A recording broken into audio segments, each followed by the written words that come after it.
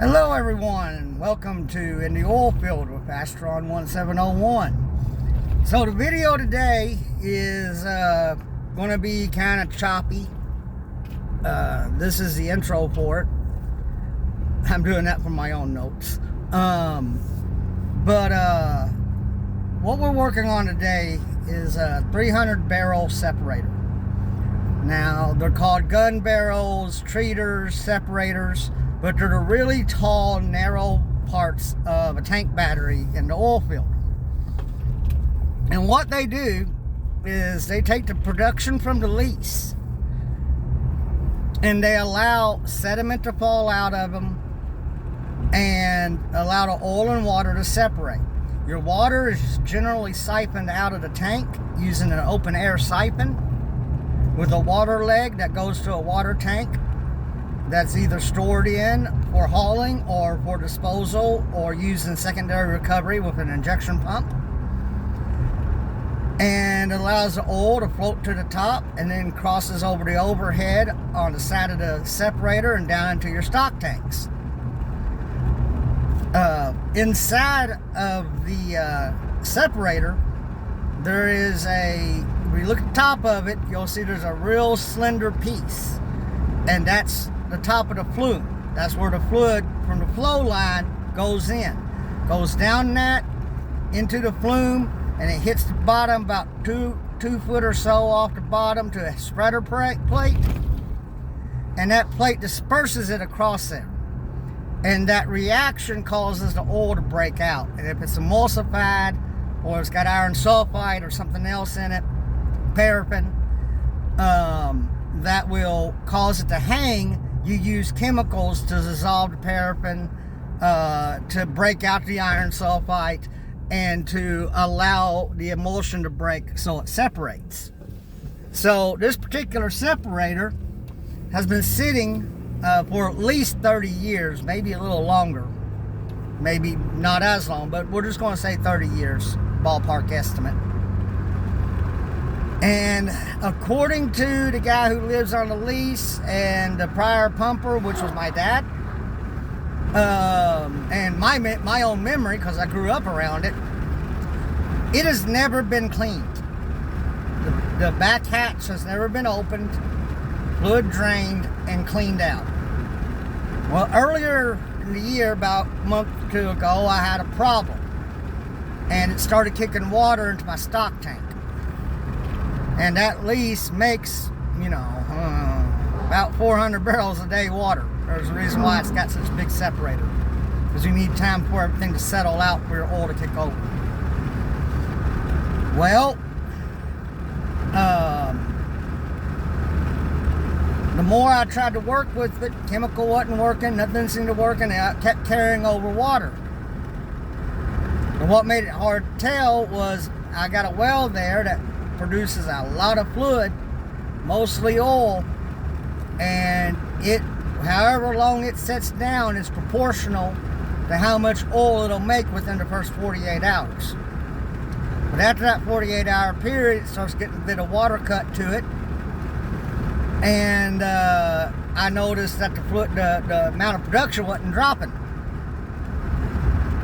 And like my stock tank right now, I got 2 foot of oil cut water in the bottom and 3% on top. So I have to heat the tank and treat it with the emulsifier and try to knock the water out. Then had water pulled off of it, refill the tank, and sell the oil. So what you're going to see following this intro are short videos I took for my boss, so you can see what was going on, and some longer videos I took. I'm going to stitch them together like I did the 208 video, kind of showing what it looks like. How bad does a separator look after 30 years. It's got significant amount of iron sulfide, paraffin, and believe even some barium in it, with water and what we call BS oil, which is trash oil from the pad, all kind of gunked up together into a slurry. So Hope y'all enjoyed the video. Hope y'all found it informative. I'll do a closing thoughts and the other reason why we needed to do this project on the tank, aside from it badly needing it. But the H2S had ate up the metal of the bolts for the hatch, and the steel, even though it's plastic coated, for the steel connections for the 2-inch draw off and 3-inch siphon leg. So we have to replace all of that too. So anyway, just sit back, enjoy the video. I don't know how many more I'll be taking while the job is being done. I hope to have one when it's all finished, so kind of get a clear look at what one looks like inside before it goes back into service. And on that, here we go.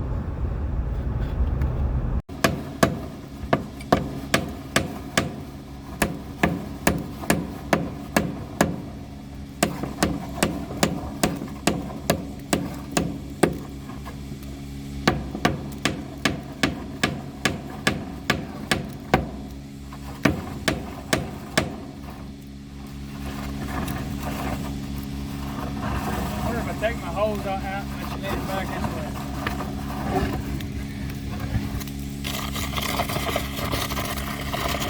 Really big to pull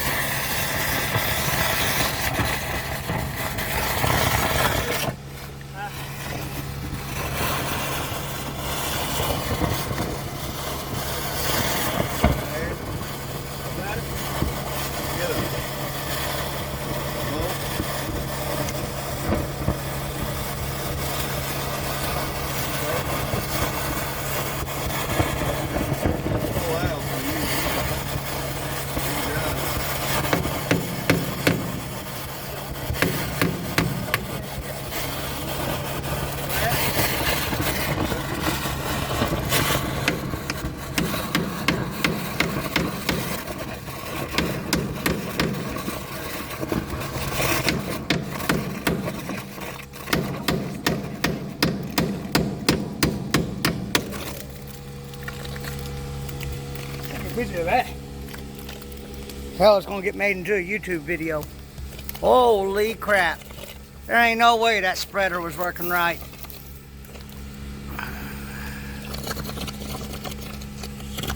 Here, you get grab that paddle. All right.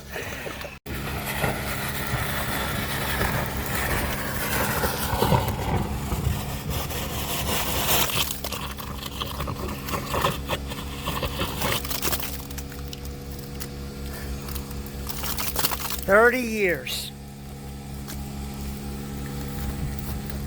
I had to ask Dad and Jimmy both about how long the separator's been sitting here. She's big.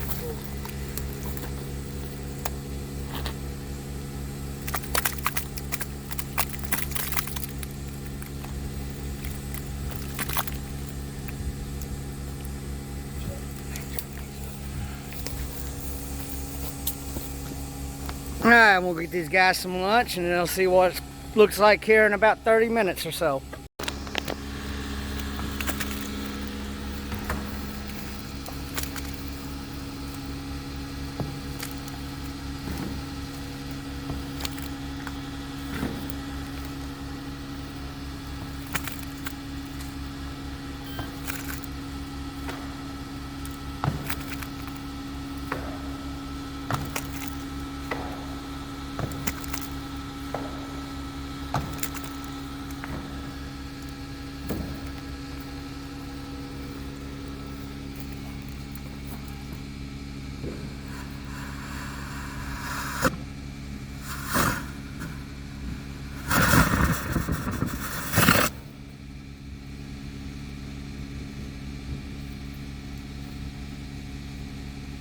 I like watching dried lava move, or cooling lava move.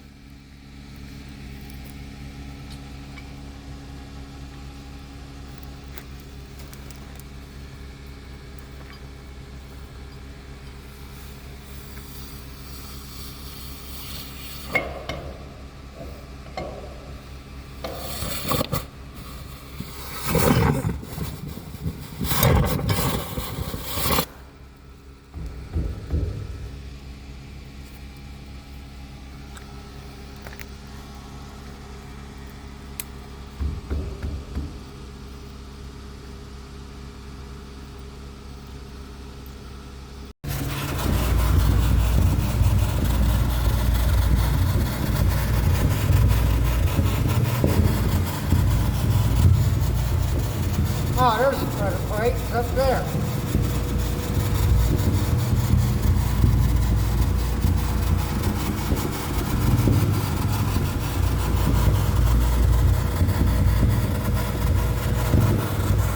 Oh, it's up there.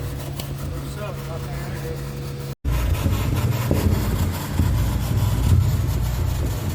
Oh, there's a credit plate. It's up there.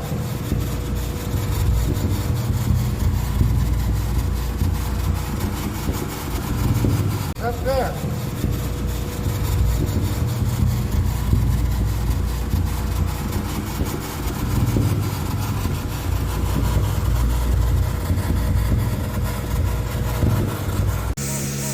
Out with the old, and ooh boy, yummy. And in with the new. That's for the siphon leg.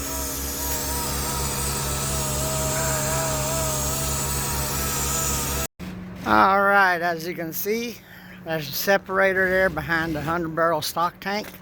That's the water tank.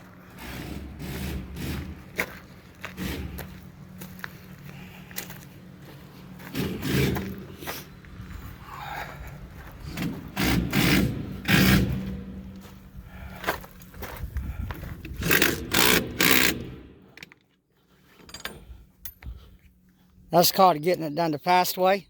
Yeah.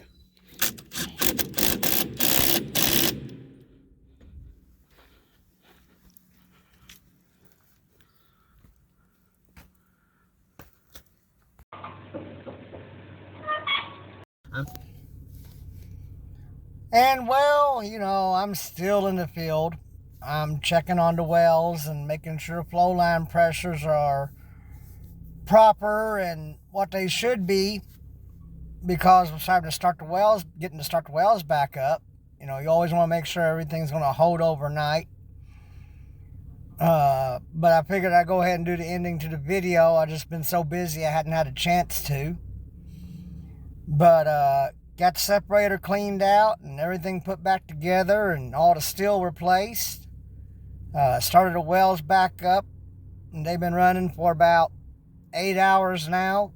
And it's about 50% filled. But yeah. So I hope you all enjoyed the video. And I will see you next time. Y'all have a good one. Try to be better than you were the day before. And be kind to each other. Astron out.